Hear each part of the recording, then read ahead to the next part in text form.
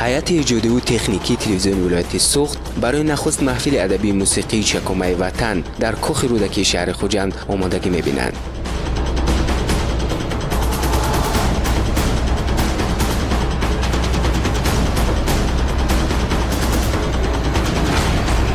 اشتراکچیان برنامه نیز با هیجان زیاد تیار می‌شوند.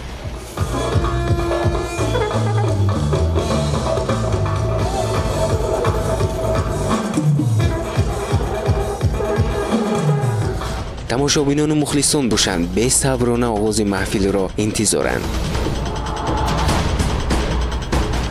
می‌خواستم از هنرهای شایسته شاعران و نویسندگانی که شعرهای دلپسند ایجاد می‌کنند از آنها می‌خواستم بهره‌ور گردم. دنیای معنوی خود را غنی و بای گردانم. من اصلی کاستی دل چکمه وطن نام دارد. می‌خواهیم غذای معنوی خود را باز صحیح‌تر باز بایتر نماییم، از سرودهای حافظان بهره بگیریم و از شاعران و نویسندگانی که اثرهای تازه ایجاد خویش را به مایان به دانشجویان پیشکش می‌نمایند. یگان چیزی نو، یگان الهامی نو برای باز تحصیل و برای باز ادامه تحصیل خویش باز یگان چیزی غذای معنوی گیریم. من از این کنسرت امروزه من می‌خواهم با شاعران نویسندگانی که امروز در اینجا اشتراک می‌کنند از شعرهای نوی آنها بهره‌مند شوم، شعرهای نوی آنها را اسکوت کنم، و باز با آنهاش از نزدیک شناس شوم و باز بسیار مسائل مهمی هستند که در این کنسرت حل کرده می‌شوند. یعنی ما بسیار شاعران و نویسندگان در اینجا جمع آمدند و من می‌خواهم از آنها از شعرهای آنها الهام بردارم و خود یک چیزی نوی از این محفل امروزه به خود گرفته در حالت من بعده خود استفاده برم.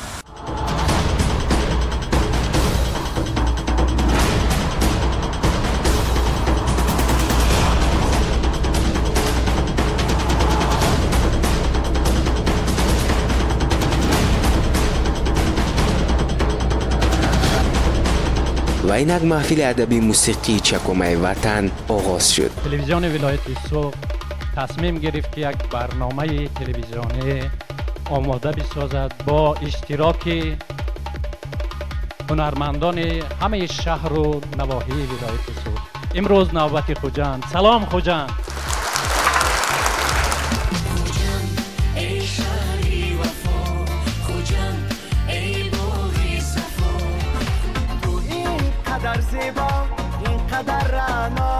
در محفل مذکور به جز آنکه سرایندگان در وصف وطن و تاجیکستان و شهر خوجند سرودها می‌خواندند، همچنین بازی‌های جالب نیز از جانب اداره تلویزیون و رادیو ولایت سوخت گذرانیده شد. یعنی سوال و جواب نمودن با اشتراکچیان این محفل و به غالبان تحفه سپاری نیز یکی از قسمت‌های این چهاره‌بینی بود.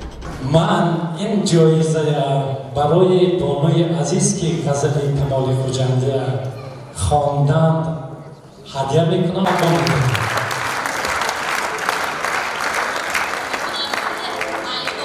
سلامت باشید.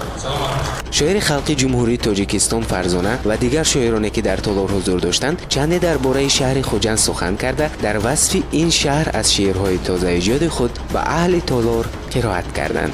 و بحر عشق طوفانم خوجنده‌ام به شهر عقل عصیانم خوجنده‌ام و سیحون میزند پهلو کف شیرش بر رگ‌هایم چنان شریاست چنان دریاست شریانم خوجنده‌ام و بگذار همیشه شما و بحر عشق طوفان باشه و شهر عقل عصیان باشه و خوجند عزیز ما با سینه‌های مالامال محبت و آتش عشق ما افروخته و روشن باشد. این محفل بخشیده به 25مین سالگرد اجلاسه 16 شورای عالی جمهوری تاجیکستان آماده شده در دیگر شهر و نواحی ولایت نیز با هنرمندان و ادیبان همان منطقه به نقشه گرفته شده است.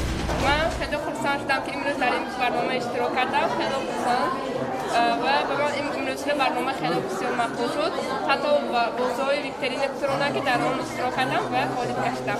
این امروز چهاره‌بینی که از طرف تلویزیون ولایت سوخت گذرانده شد به برای باور برداشتن سی وطن دوستی، باور برداشتن